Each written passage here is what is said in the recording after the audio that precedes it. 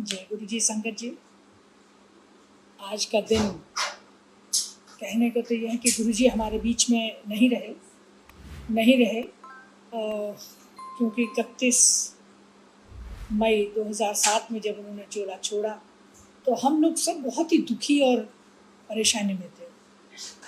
लेकिन ये ज़रूर है कि हमारे जो गुरु जी तो साक्षात सदाशिव थे, जो हम उनको उनके फिजिकल फॉर्म में समझ नहीं पाए, मगर गुरुजी ने जब चोला छोड़ने के बाद उनकी शक्ति जो करोड़ों करोड़ों गुना ज़्यादा हो गई। और उस समय में जब वो थे, जब कहा करते थे कि लंबी लंबी लाइनें लगेंगी, हम लोग कभी समझ नहीं पाते थे। तो गुरुजी का सभी जानते हैं, सबके गुरुजी के साथ हम लोग कैसे जुड़े, कैसे जर्नी शुरू हुई, वो तो गुरु महाराज जी को पता है कि किस तरह से वो हमेशा से संगत जोड़ने की बात कहते थे। संगत जोड़ो, वो चाहते थे जितनी ज़्यादा से ज़्यादा संगत जुड़े उनको ब्लेसिंग्स मिले। और इस देश में वैसे तो ब्रह्मांड के सदाशिव हैं, लेकिन हमारे इस भारत देश में जहाँ उन्होंने जन्म लिया, डुगरी जगह पे जन्म लेके उन्होंने सबका कल्याण करने के लिए सबको बात की। तो मेरी जर्नी जब शुरू हुई, मैं पॉलिटिकल करियर से हूँ, दिल्ली सरकार में कैबिनेट मिनिस्टर थी। तब मेरे को एक हमारे एसीपी थे, वो उन्होंने कहा कि हमारे गुरु जी हैं, उनके पास चलो। तो मुझे लगा कि गुरु के नाम सुनते, क्योंकि मैंने कहा मेरा तो कोई गुरु नहीं है और मैं तो कहीं जाती नहीं, मैंने थोड़ा टाल दिया। और फिर उन्होंने दूसरी बार कहा, तीसरी बार उनकी मिसेज भी मेरे पास आई। तो हम लोग जो है हमने उस दिन तय किया कि चलिए हम चलते हैं गुरुजी के पास में बच्चों को लेके एम्पायर एस्टेट गए। एम्पायर एस्टेट जाते ही वहाँ का जो एक ऑरा था गुरुजी का, जो एक रोशनी थी, जो एक प्रकाश था, वो ऐसा लगा कि हम कहीं स्वर्ग में आ गए। खैर हम गए, मत्था टेका, आराम से बैठे, गुरुजी ने बातचीत की, बहुत सारी बातें करते रहते थे वो। हम लोग वहाँ से लंगर लिया, आ गए और ये सिलसिला जारी रहा। मुझसे ज़्यादा अटैचमेंट मेरे बच्चों को हो गया। मेरी 3 बेटियां हैं, वो भी सब जाती थी, उनका अटैचमेंट भी बहुत रहा। और उन्होंने बहुत ही अच्छे प्यार से, मतलब हम सब का जैसे कल्याण कर रहे हो, चुप बैठ के भी, हमारे कुछ भी ना करे भी, वो हमारा सब कल्याण करते रहे। गुरुजी के साथ चलते चलते चलते चलते कभी कभी ऐसा हुआ कि मेरी जब बेटियां मेरे साथ जाती थी, तो एक बार गुरुजी ने मेरे से कहा कि वीरवार है, तो मैं किसी कारण में वहाँ उस वीरवार को नहीं जा पाई। गुरुजी ने बहुत बार बार कहते रहे तुम नहीं आई। तो मैंने कहा गुरुजी कुछ काम में फंस गई। फिर इस तरह से चलते चलते बहुत सारी परेशानी होती, मैं जाके चुपचाप हम बैठते थे, लंगर करते थे, गुरुजी कहते थे, और सब जो पहले पुरानी और संगत थी कि सत्संग सुनाओ। हम सत्संग सुनते रहे, लेकिन मन में कभी कभी आता था गुरुजी सत्संग क्यों सुनवाते हैं, कहानी सुना। तब तक हम नहीं समझ पाए थे, क्योंकि हम इंसान हैं, वो भगवान थे, हम जान नहीं पाए। लेकिन जब जर्नी में चलते गए तो कभी कभी गुरुजी बाद में रोक लेते थे। एक बारी मैं और मेरे अंकल थे, मेरी एक बेटी थी, हमें रात को 2 बजे किसी आंटी के यहाँ फ़ोन किया और उन्होंने कहा कि हम आ रहे हैं। हम वहाँ गए तो लगा रात को 2 बजे गुरुजी किसी के घर में जाके ऐसे कैसे हम सब जाएंगे, और इतनी परेशानी में उठ के उन्होंने परांठी बनाई, अचार के साथ हमने परांठी खाई। फिर रात को निकले, फिर अपने अपने वहाँ से हम घर को गए। एक दिन मैं अपना समय में जितने सत्संग बताऊँ, मेरे पर्सनल मैं अपना बताना चाहती हूँ। चलते चलते एक दिन गुरुजी को मैंने कहा, गुरुजी मेरे को ना, मैं एक स्टेज से नीचे उतर रही थी तो ज़ोर से जर्क लगा और मेरी कमर में झटका लगा, पता नहीं चला। कुछ दिन बाद मेरे लेटते वक्त पैर में पेन होने लगी। मैंने गुरुजी से कहा कि गुरुजी मेरा ना, डॉक्टर ने कहा L4 L5 में कोई प्रॉब्लम है। तो उन्होंने कहा चलो फिर। उन्होंने जब ये कहा तो वो अंदर कमरे में लेके गए और एक चम्मच मंगवाया। चम्मच से मेरा एक एक्स्ट्रा जैसे करते हैं ना, ऐसे किया और तुरंत बोले, ए तेरी नड़ियाँ सारी सूखी पई ने, 2 गिलास तक के नाल पानी पिया कर। बहुत कम पीती थी, 2 गिलास सवेरे सवेरे तक के नाल पानी पिया कर। मैं कहा जय गुरु जी। उन्होंने फिर मेरे को जैसे लिटाया एक्सरे करके और 2-3 चीज़ें बताई कि कनक का रस पिया करो, 7 गमले रखो, 7 गमले में उसमें कनक उगा दो। जब 2-3 दिन बाद जब वो उग जाए या 4 दिन बाद 5 दिन बड़ी हो जाए तो पहले गमले के निकाल के उसका रस बना के पी लो, उसमें और गेहूं डाल दो। इसी तरह 7 दिन की बात उन्होंने कही। दूसरा फिर उन्होंने कहा कि जब अच्छा सीधे लेट जाओ। जब मैं सीधी लेटी तो उन्होंने मेरा पैर जोर से एक झटका दे के और कहते जा कल्याण हो गया। तो वो ठीक हो गया, मेरा जो प्रॉब्लम थी बैक की वो ठीक हो गई।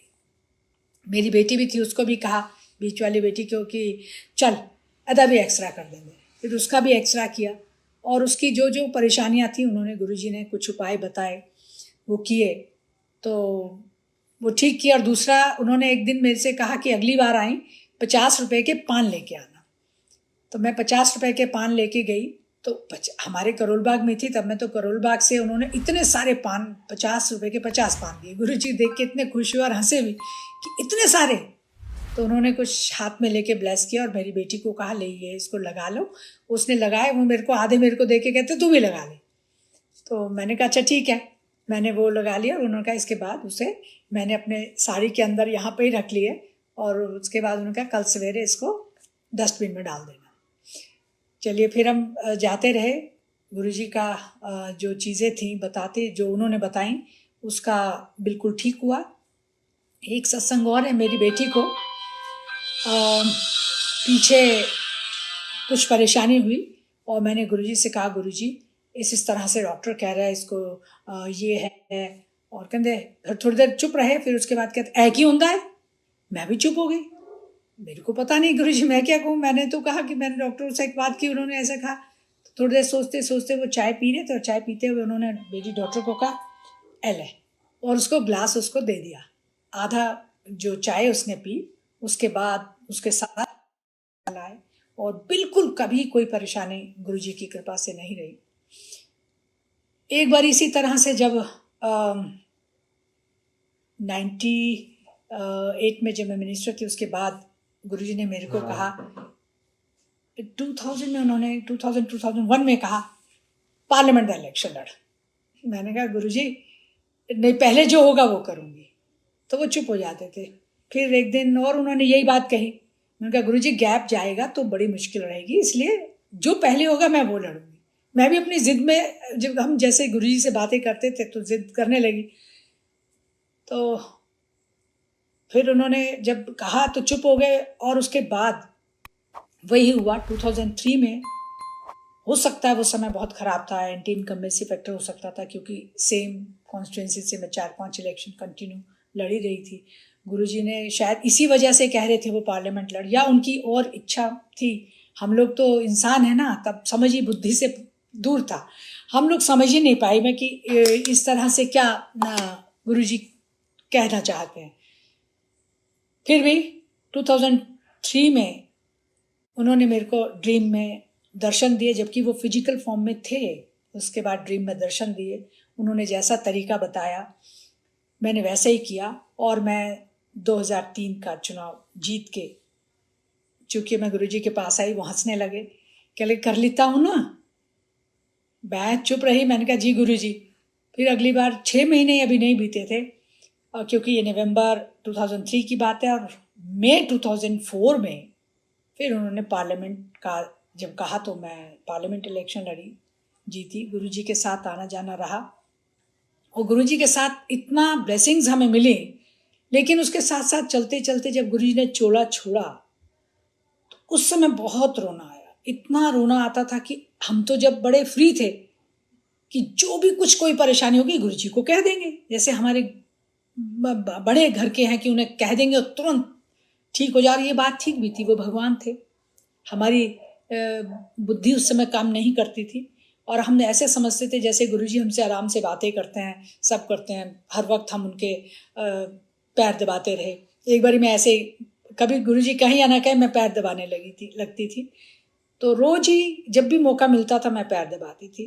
तो एक दिन गुरुजी ने ऐसे कहा, चल आज नहीं दबाना। तो मैं पीछे हो गई, तो मुझे अच्छा नहीं लगा। मैंने कहा, गुरुजी आपने हाथ ही दबाने के लिए बोल देते। मैंने इतना मन में सोचा ही था, मन में सोचा था, सेकंड्स नहीं लगे। उन्होंने कहा, चल मेरा हाथ दबा। मैंने हाथ दबाया, फिर कह चल लंगर कर ले, लंगर कर ले। फिर मैं लंगर किया। तो एक बार मेरे को कहते हैं, चल ऐसा कर, एक ओम बनवा के ला। मैंने कहा, कितना, 1.25 तोले का ही ऐसा कुछ उन्होंने बताया। तो जो व्यक्ति मुझे लेके गए थे, मेरे एसीपी हरमीत सिंह, वो उस दिन थे, उन्होंने मेरे को ला के ना वो दे दिया। मैंने भी ठीक है, अगले दिन जो जाके गुरुजी को दे दिया। उन्होंने ब्लेस किया और फिर कहते हैं, अपने पैसे ओम बना के लाई। मैं हैरान हो गई। मैंने कहा, अच्छा जी गुरुजी। मैंने फिर ला के वो मंदिर में रखा और मंदिर में ला के फिर मैं अपना एक ओम बनवा के लाई। गुरुजी ने ब्लेस किया, आज भी मैंने पहना है वो। मैंने उसको लिया। तो एक दिन गुरुजी ऐसे ही हम सब बैठे थे, कुछ संगत रह गई थी, तो पाउच में एक एक लॉकेट अपना दे रहे थे, चांदी की चेन और लॉकेट उन्होंने मुझे दिया। तो मेरी डॉटर साथ थी, तो मैं थोड़ी देर चुप रही। फिर मैंने कहा, गुरुजी जब खत्म होने लगे तो मैंने कहा, गुरुजी इसको भी दे दो। कहते ऐसे नहीं, क्या करना है, अरे दिल्ली च रहना मैं। तो मैं चुप हो गई। मैंने कहा, ठीक है, मैं अपना ये वाला ना, मैं मन में सोची थी अपना वाला मैं इसको दे दूंगी, कोई बात नहीं, बच्चे को दे देती हूँ, मेरे पास तो ओम दे रखा है गुरुजी ने। थोड़ी देर बाद देने के बाद कहते, अच्छा ले, उसको भी एक दे दिया। हम लोग घर आ गए और गुरुजी की ब्लेसिंग्स हमेशा से साथ चलती रही। और गुरुजी का इतना अच्छा जो आशीर्वाद, जो ब्लेसिंग्स मेरे पे, मेरे परिवार पे, मेरी बच्चियों पे रही, और मैं चाहती हूँ ऐसी ब्लेसिंग सभी पे रहे। कभी भी हम लोगों को जब ये नहीं लगा, तो गुरुजी के चोला छोड़ने के बाद इतनी ज़्यादा मतलब रोना आता था। जब बड़े मंदिर में जाके मैं सबको देखती थी कि हम लोग रो क्यों रहे हैं, आंसू नहीं रुकते नहीं थे। थोड़े दिन जाते जाते धीरे धीरे सब महसूस होने लगा, गुरुजी की मैसेज मिलने लगे, मैं कहीं नहीं गया, मैं यही हूँ। तो एक दिन मैं चुपचाप बैठी थी मंदिर में, बड़े मंदिर में, ज़्यादा नहीं थे, हम 8-10 लोग थे। मैं बैठी बैठी सोचने लगी, आंख बंद करके गुरुजी को याद कर रही थी। और मैंने सोचा कि गुरुजी अगर आप यहाँ हैं ना, तो मैं आपके यहाँ पे इधर हाथ लगाऊंगी, अगर मुझे कुछ मिला तो मैं समझूंगी आप यहाँ हैं, नहीं तो फिर हमें बहुत दुख होगा। तो जैसे मैंने हाथ लगाया, वहाँ इतना बड़ा एक पैकेट था, पतला सा, सीधा उनकी चेयर के पास वहाँ। और मैंने देखा, मैंने फिर हाथ लगाया तो लिया, मैं गुरु से मांग ही रही थी, मैंने खोला तो उसमें ब्रांड न्यू एक स्पून, छोटा सा आगे टीस्पून वाला, लेकिन उसका हैंडल बहुत, डंडी बहुत बड़ी थी, काफ़ी इतना बड़ा, उन्होंने मेरे को मिला। तो मैंने लगा कि जो मेरे मन में विश थी वो हो गई कि हाँ गुरुजी हैं। और धीरे धीरे फिर से मन में जो एक विश्वास था वो जागता रहा, परेशानियों से हम दूर होते रहे। और मेरे को लगा कि अच्छी बात, थोड़े दिन ऐसे चलते रहे, जाते रहे, आते रहे। गुरु की बहुत संगत नहीं आती थी उस समय, गुरुजी की। एक दिन और मैं बैठी थी, मैंने कहा बहुत दिन हो गए, पता नहीं, अभी हम लोगों का दिमाग जो है ना, इंसान है और भगवान को कहाँ पर रखने की हमारे में क्षमता है इतनी। लगा कि गुरुजी अभी आप हैं कि नहीं हैं, कैसे पता चलेगा। मैंने चारों तरफ देखा, फ्लावर्स से, गुलाब के थे, दूसरे थे, तो मेरे को लगा कमल का फूल यहाँ पे नहीं पड़ा। अगर कमल का फूल यहाँ मुझे मिल गया आज, तो मैं समझूंगी गुरुजी आप यहाँ हैं। मैं ये सोच के बैठी थी, थोड़ी देर बाद देखा नहीं मिला ना, ऐसे कह के मैं चुप हो गई। फिर मैं ध्यान में बैठ के, मैंने वहाँ आधा पौना घंटा बैठी, तो मैं भूल गई ये बात। और मैं हमेशा वहाँ से उठने के बाद पीछे जो मंदिर के बाहर पहले पुरानी किचन थी, तो वहाँ मैं बैठ जाती थी, सामने शिवलिंग के सामने। तो मैं वहाँ बैठी थी, तो मैं अपनी बात तो भूल गई, मैं अंदर क्या सोच रही थी। लेकिन मेरे साथ सदा मासूम के जो है वो आके बैठे, और उनके हस्बैंड ने मेरे को कहा, मेरी एक नई सीडी देखी आपने? मैंने बोला नहीं। कहले अच्छा मैं देता हूँ। उन्होंने अपना बैग खोला, और जब उन्होंने सीडी दिया, उसके ऊपर कमल का फूल और बीच में गुरुजी का फेस। उसको तो नहीं पता, एकदम मैं चकित रह गई। मैंने बोला क्या, मैं तो अंदर यही तो मांग रही थी कमल का फूल। गुरुजी ने बता दिया कि मैं हूँ। मैंने फिर हाथ जोड़े माफी मांगी, गुरुजी प्लीज, अच्छा मैं ना अब नहीं कहूंगी। कई बार इस तरह की हम लोग परीक्षा लेते रहे जो हमारी नादानी थी, लेकिन गुरुजी तो महाशिव हैं, सदाशिव हैं, वो भूल हमारे बच्चों की हर गलतियों को भी माफ करते रहे। और ऐसे हम पहले बात करते थे उनसे, कोई भी परेशानी होती तो कह देते थे, उसी तरह आज भी वो हमारे पास हैं। लेकिन गुरुजी ने हमेशा कहा है, मैं कहीं नहीं गया, मैं यही हूँ, आपके साथ हूँ और ज़्यादा पावरफुल हूँ। संगत इसीलिए बढ़ती गई। जब वो कहते थे लाइना लगेंगी तो हम कभी कभी मजाक में लेते थे, हम कितने एम्पायर स्टेट में कितने लोग, 600, 800, 1000, 2000, 5000 हो जाएंगे। गुरुजी ऐसा क्यों कहते हैं? लेकिन आज देखते हैं लाखों लाखों लोग हैं। जब हम लाइनों में देखते हैं, लगते हैं और देखते हैं कि गुरुजी की वो बात बिल्कुल सही है, फिर भी कभी कभी बहुत सारी अच्छी अच्छी चीज़ें करते रहे गुरुजी तो ठीक है, लेकिन जब परेशानियाँ आते तो हम कहते हैं हाय गुरुजी आप कहाँ हैं, कहाँ चले गए, क्यों नहीं हमारी ये चीज़ें होती हैं। पर उसमें भी ब्लेसिंग्स हैं उनकी, उसमें भी भलाई है। इसी तरह एक बार जब गुरुजी ने, जब मैं 2004 का पार्लियामेंट इलेक्शन लड़ी, जीती, 2007 में गुरुजी चूल्हा छोड़ गए, जब हम बहुत परेशान थे, तो उस बीच में मैं इतनी परेशान हुई क्योंकि जिस कॉन्स्टिट्यूंसी से मैं थी वो डिलिमिटेशन हो गया था, कॉन्स्टिट्यूंसी दूसरी बन गई। उस समय बहुत परेशानी में थी और मैं सोचती थी, मैं सब कुछ भूल गई। मैंने कहा गुरुजी अब मैं किसको मानूं, जैसे मैं माता रानी की पूजा करती थी, अब मैं किसको मानूं, क्या कहूं, कहाँ जाऊं, किसको कहूं, कुछ नहीं है। मैं ऐसे एक दिन सोई, मंदिर में सोई हुई थी, तो गुरुजी का ड्रीम उन्होंने फिर दिखाया और उन्होंने कहा कि इशारा करके, मतलब माता रानी के दर्शन करा के और इसकी पूजा करो। मैंने पूजा की। गुरुजी की कृपा से मेरे को 2009 का इलेक्शन जब मैं लड़ी, गुरुजी के ब्लेसिंग से मैं भारत सरकार में कैबिनेट मिनिस्टर बनी। और उस तरह से इतने अच्छे तरीके से मैं हर मंडे मंदिर जाती थी, वहाँ से उठ के गुरुजी के मंदिर में हर मंडे। लेकिन एक दिन मैं मिनिस्ट्री से उठ के थोड़ा सा जल्दी चली गई, 2 बजे। मैंने बोला आज जल्दी जाती हूँ और आ जाऊँगी जल्दी, लंगर डे होता उस दिन। मैंने कहा रात तक नहीं रुकूंगी। मैं घूमते पीछे किचन की तरफ गई तो कुछ लोग सब जानते ही थे, मैं भी वहाँ चली गई। कुछ आंटी बैठी थी, आ जाओ आंटी सेवा करनी है। मैं बैठ गई। वो बहुत सारे आलू रखे थे एक बड़े भगोने में, बहुत सारे उबले हुए, तो वो आंटियाँ कर रही थी, मैं भी वहाँ बैठ गई उनके साथ छीलने लगी। और उसके बाद देखा एक अंकल ने एक आंटी को बुलाया, अच्छा तुम ये काम कर लो, दूसरी तीसरी 3-4 जो बैठी थी वो सारी चली गई। तो फिर मैंने कहा अच्छा ये तो मेरे को ही करना है। मैंने धीरे धीरे करे क्योंकि मैं वापस आना चाहती थी अपने ऑफिस, तो मैं वहाँ नहीं आई और मैं उसको करती रही। थोड़ी देर बाद उन्होंने वो जब मैंने सारे किए तो उन्होंने एक इतना ही बड़ा भगोना और ला के रख दिया। जय गुरु जी। मैंने कहा अच्छा ठीक है मैं ये करूँगी। मैंने पूरा वो भी भगोना किया। फिर अंकल ने कहा कि ये धनिया भी साफ करके काट देना, उसको भी किया। आखिर में हुआ ये, मैं सोच के जो गई थी, अपनी बात कभी नहीं होती, जो गुरुजी चाहते हैं वो होता है। मैं सोच के गई थी अभी मैं 1 घंटे बाद वापस आऊँगी, अपनी मिनिस्ट्री में जो मेरे को काम करने थे करूँगी। लेकिन हुआ ये कि वहाँ पे गुरुजी की कृपा से उन्होंने मेरे को वहाँ बिठाए रखा और मैंने आ नहीं सकी। जब मैं आने लगी तो फिर आंटी एक ने कहा कि अब आप लंगर करके ही जाना। मैंने कहा जय गुरु जी। फिर आखिर में 9 बजे के बाद, लंगर करने के बाद मैं घर आई, तो मुझे लगा कि गुरुजी की तो अपनी अपनी चीज़ें हैं और गुरुजी से जो कोई मांगता है ना, गुरुजी उसकी इच्छा ज़रूर पूरी करते हैं। मैं एक सत्संग अपना ही बताती हूँ। एक बारी मेरा एक फंक्शन था दिल्ली हाट में, तो मैंने अपनी डॉटर को और कुछ संगत के लोग थे उनको भी इनवाइट किया था कि आप आ जाइए मेरी डॉटर के साथ। वो सब आए, फंक्शन करके वो वापस आ गए घर। और मैं मंदिर जाना था क्योंकि मंडे का दिन था।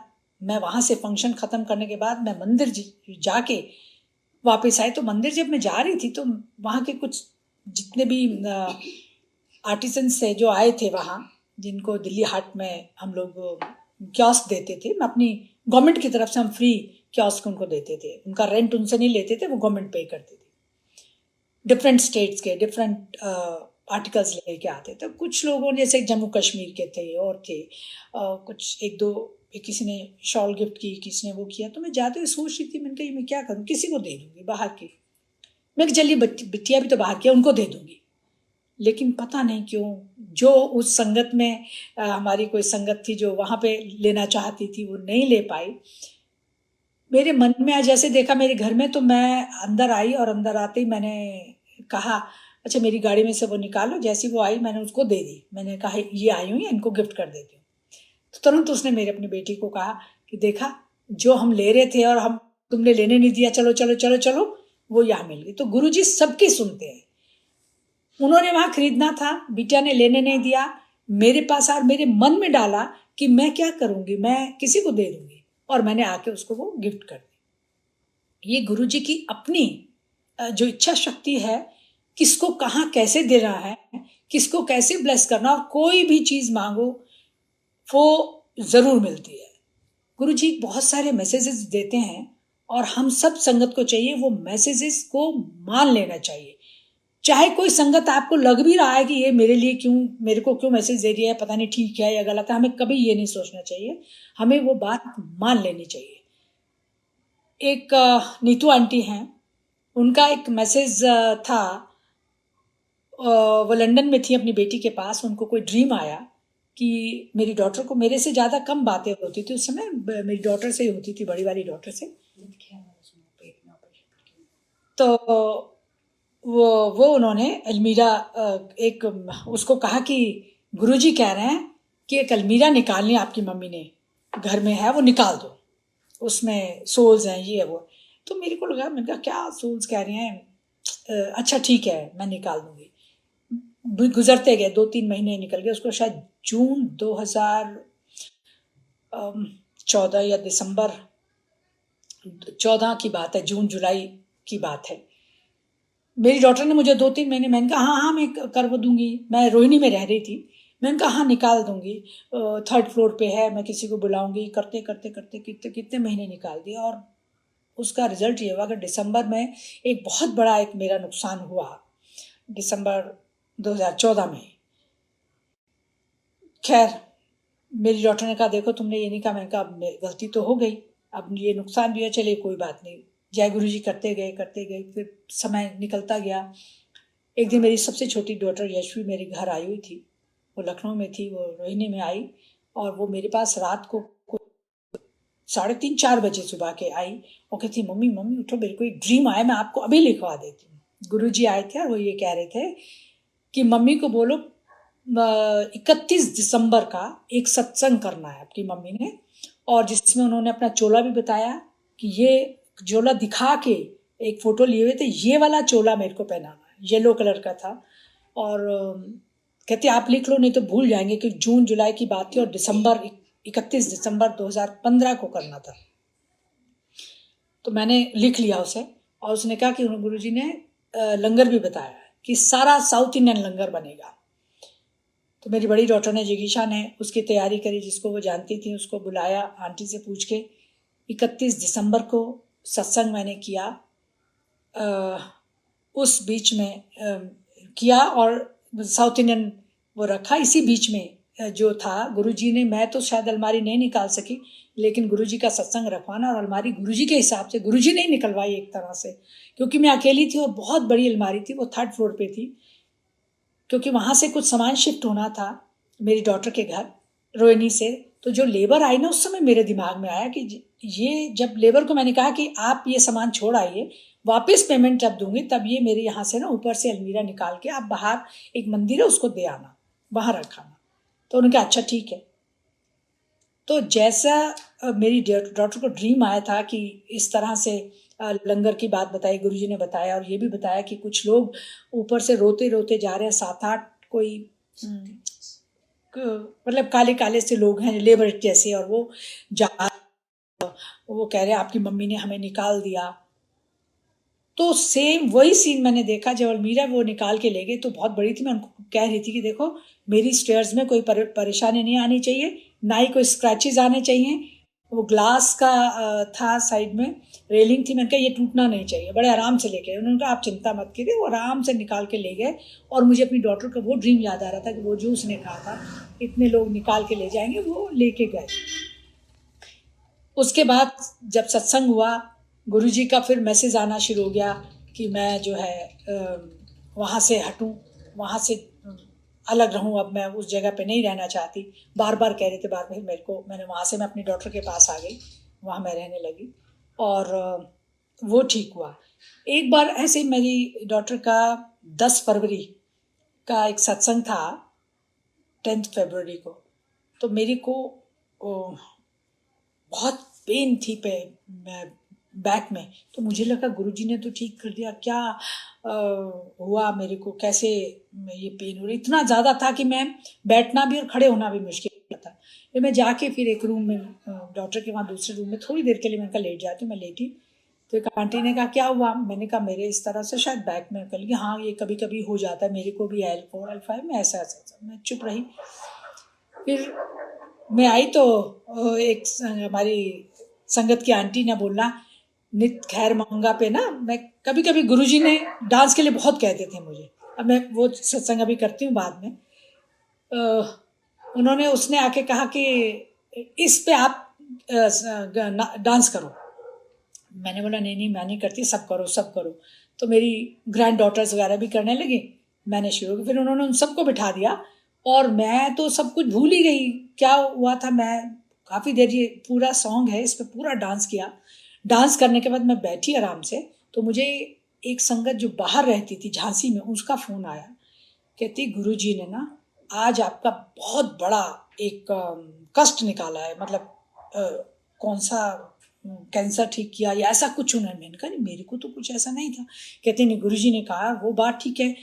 क्या पेन था मेरी, वो पेन उस दिन के बाद जय गुरुजी कभी नहीं हुई। तो ये गुरुजी हैं जिसका हम लोगों को बिना बताए, बिना पता चले भी कुछ चीज़ें वो अपने आप देखते हैं।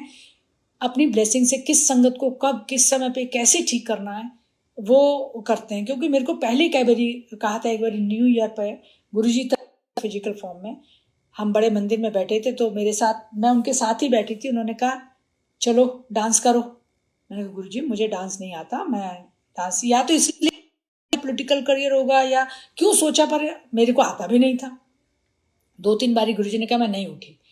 मैंने उस समय नहीं किया।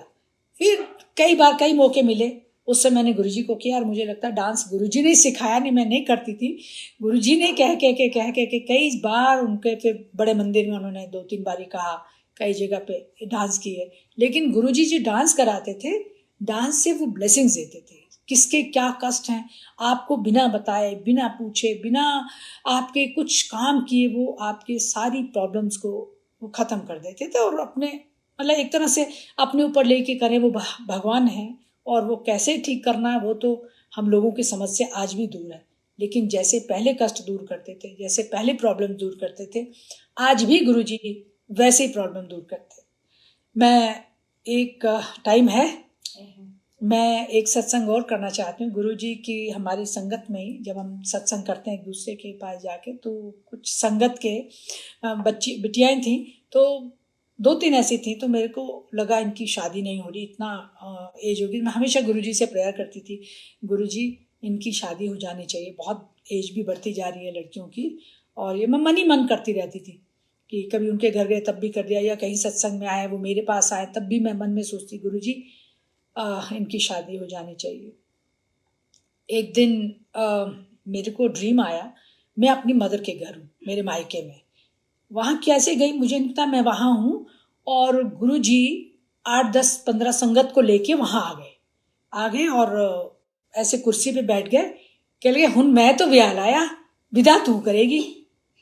मैं कहूँ मेरे पास तो कुछ तैयारी नहीं है, क्या करूँ कैसे करूँ, जल्दी जल्दी जल्दी जल्दी। मैं बहुत मतलब परेशानी में, नीचे जा ऊपर जा, बार बार तैयारी, क्या करूँ क्या करूँ।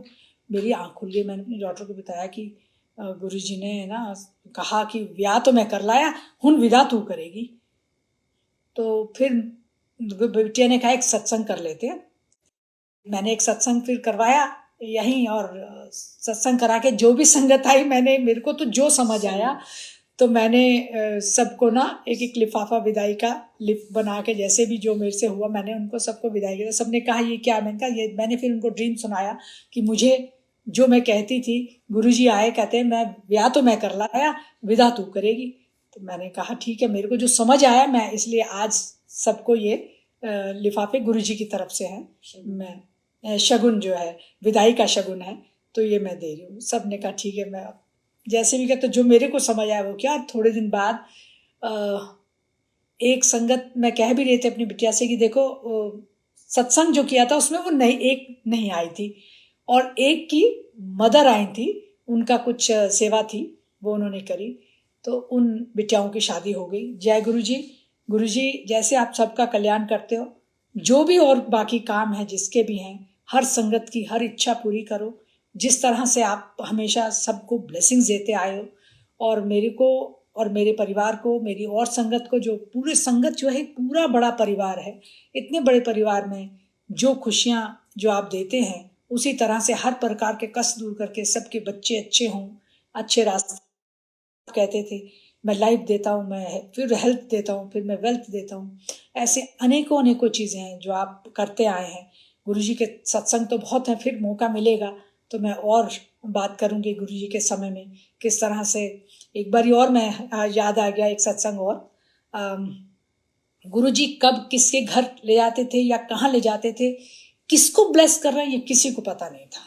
एक बार रात को कोई 2 बजे के करीब एम्पायर एस्टेट से हम उठ के कहते चलो चलो चलो। गुरुजी का हमें राजपथ पे ले आए, पार्लियामेंट के बाहर, और वैसे जो राष्ट्रपति भवन से इंडिया गेट की तरफ जाते हैं, राजपथ पे हमें एक पेड़ के नीचे रात को 2:30 बजे बिठा के लंगर लेके आए थे हम एम्पायर एस्टेट से।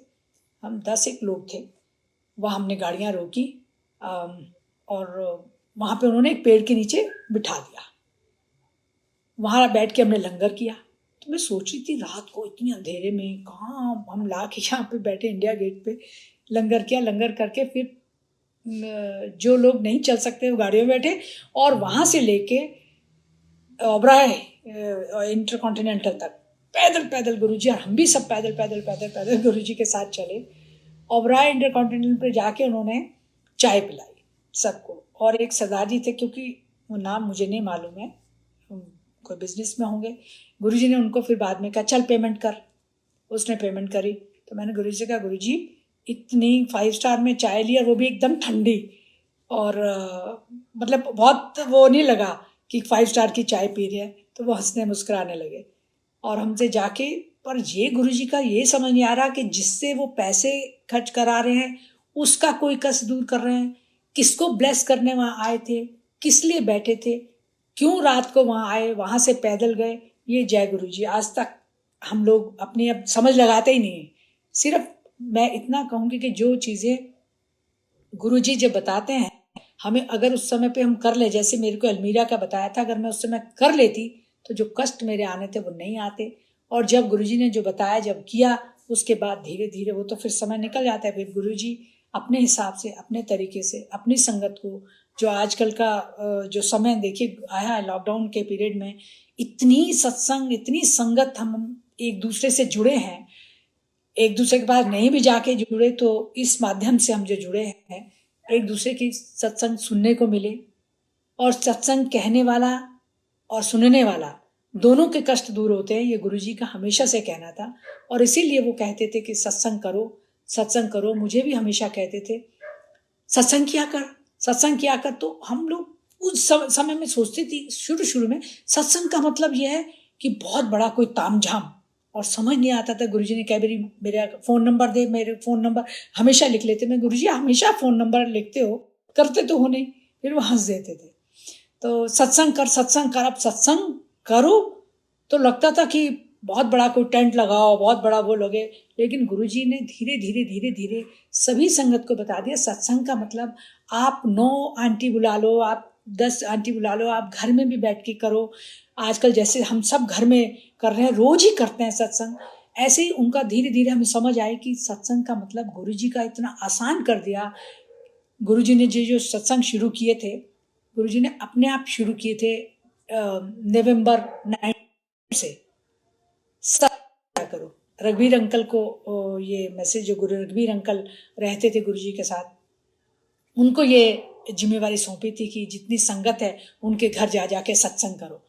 और वो रघुवीर अंकल खुद गुरुजी की कैसेट, उस समय कैसेट चलती थी और प्लेयर होते थे, कैसेट प्लेयर, उसको ले जाके गुरुजी की तस्वीर ले जाके हलवा प्रसाद और चाय प्रसाद खुद तैयारी करते। उसकी जगह जगह जो गुरुजी की उस समय पे संगत थी 95 से, उनके घर जा जाके सत्संग करते थे। रघुवीर अंकल ने ये बात अपने मुंह से बताई कि गुरुजी ने उनको ये जिम्मेवारी सौंपी थी और आज भी वो इस जिम्मेवारी को निभा रहे हैं। आपने देखा भी होगा, आज भी वो निभा रहे हैं। इसी तरह से मैं चाहती हूँ कि जितनी संगत है, जितनी संगत को जोड़ें, क्योंकि गुरुजी कल्याण करने के लिए आए थे। गुरुजी सदाशिव हैं, कल्याण करने के आए थे। वो चाहते हैं कि जितना भी लोग इस पृथ्वी पर हैं उन सब का मैं कल्याण कर सकूं। वो जितने हो सके मेरे पास आए, इसलिए वो सबको कहते थे कि संगत लाओ, संगत लाओ। अब हम सोचते थे संगत कैसे, क्योंकि मेरे को भी जब शुरू में किसी ने कहा तो मेरे मन में वहम आया, क्यों ले जाना चाहते हैं। और इसी तरह जब मैंने भी एक दो को कहा तो तब उनको लगा, मैंने फिर गुरुजी को कहा, गुरुजी देखो मेरी जो संगत की बात, जो मेरे उसमें है MPs हैं, मिनिस्टर्स हैं या दूसरे MLAs हैं, उनको मैं कहूँगी तो उनको लगता पता नहीं क्यों कहना चाहते हैं, इसलिए कोई कहना बड़ा मुश्किल है। तो वो चुप हो जाते थे कि ठीक है। तो लोग अपने आप ही इतने आने लगे अब तो गुरुजी के पास, मतलब मैं कह नहीं सकती हूँ। और आप सब लोग जानते हैं कि गुरुजी की जो कृपा सब पे होती है और किस तरह से वो कहाँ से कहाँ इंसान को ले जाना है, किसको क्या काम देना है, किसकी क्या जिम्मेवारी है। हर एक का अपना अपना काम है, अपनी अपनी जिम्मेवारी है, जो गुरुजी की ब्लेसिंग से सब उसमें आगे बढ़ते हैं। और मैं इन्हीं शब्दों के साथ यहाँ रहूँगी। फिर मौका मिलेगा, फिर और बहुत सारे जो सत्संग है गुरुजी के वो करेंगे, किस तरह से उनके ब्लेसिंग्स रहे। और आज भी गुरुजी हमारे साथ हैं, कहीं नहीं गए। वो ड्रीम में आके दर्शन दें, वो किसी के माध्यम से आपको मैसेज देते हैं और मैसेजेस को मैं कहती हूँ कि गुरुजी ने खुद आके कहा कि उनके मैसेजेस को मान लेना चाहिए। आपको चाहे लगे कि गलत है सही, एक बारी मान लीजिए। वो गुरुजी की मर्जी है, गुरुजी को पता है कौन ठीक है, कौन गलत है, कौन मैसेज अच्छे हैं, लेकिन मान लेना चाहिए। क्योंकि मैंने जब जो चीज़ नहीं मानी, मतलब कर नहीं पाई उसे, तो मुझे पता है नुकसान मैंने उठाया। लेकिन फिर गुरुजी ने ही अपने आप उस काम को, उन्हें पता है बच्चे हैं, नादान हैं, गुरुजी ने खुद किया और खुद रास्ता दिखाया। और उस रास्ते पे हम चलेंगे तो गुरुजी की जो ब्लेसिंग्स हैं, जो हमेशा से साथ रहती हैं परिवार के लिए, बच्चों के लिए, बच्चों के बच्चों के लिए। क्योंकि गुरुजी हमेशा कहते थे कि आंटियाँ जो मांगती हैं वो अपने पूरे परिवार के लिए मांग। और आंटियों का भी आजकल ज़्यादा लगाव गुरुजी में है। देखा भी है कि सभी आंटी अपने अपने घरों में सब काम करने के साथ साथ सत्संग करना, सबको जोड़ना, एक दूसरे से इतना बड़ा परिवार गुरुजी ने दिया है कि हम इस परिवार को साथ लेके हमेशा से चलें। और गुरुजी ने जैसा कहा था, मेरी मुट्ठी भर संगत रहेगी। गुरुजी प्लीज़ कृपा करके सब अपनी मुट्ठी, अपने हाथ इतने बड़े कर लो कि सारी संगत को आप ब्लेस करो और सबको अच्छा रास्ता दिखाओ, सब मिल के सब चलें और जो आपका ब्लेसिंग्स हैं वो हमेशा सबको मिलती रहें। जय गुरुजी।